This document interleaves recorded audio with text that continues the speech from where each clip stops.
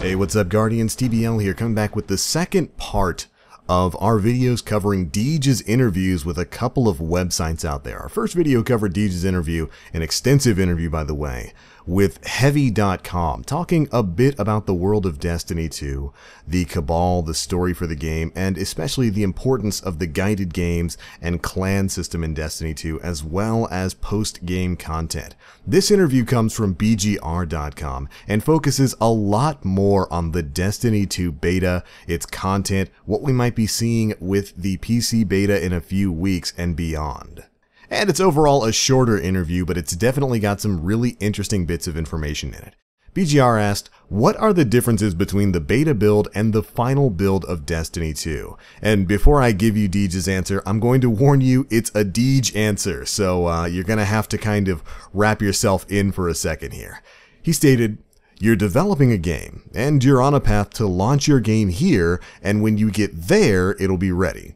And then when you say, we're going to have a beta, you splinter off and you start preparing the build of the beta, and your beta is available here. So what you have is a version of the game that's where Destiny was when you splintered, and we're preparing that beta build. And these two builds are going to be growing and evolving in parallel. So constant polish is being applied. We're discovering new things in playtests, we're discovering new things about super recharge rates or heavy ammo or matchmaking, any number of things. Of course, there is no greater moment of discovery than when millions of people go in and play your game, so that's certainly valuable also. A lot of times our players will confirm our deepest suspicions or our most nagging theories about what we're creating, and that's one of the ways in which the beta is valuable. For us, this beta was not a trial demo, it was a test. We wanted to see, more than anything, if our functionality was up to the task of accommodating hundreds of thousands, if not millions of players. So there's still time for us to contemplate what we would like to accomplish in one last cycle of tuning. Creating weapon balance, deciding how all of the different classes behave in the sandbox, and between now and the actual launch of the game, we'll see how our design team decides to handle all that feedback. I try not to make promises for them until they have something that's certified, but every day we're looking at what Destiny 2 is and could be and how it's coming together in our studio. And of course the different elements of polish or nuance that are applied every single day. Again, just reiterating the fact that the beta is in a constant state of change as they try to get their final tunings right for the full launch of the game.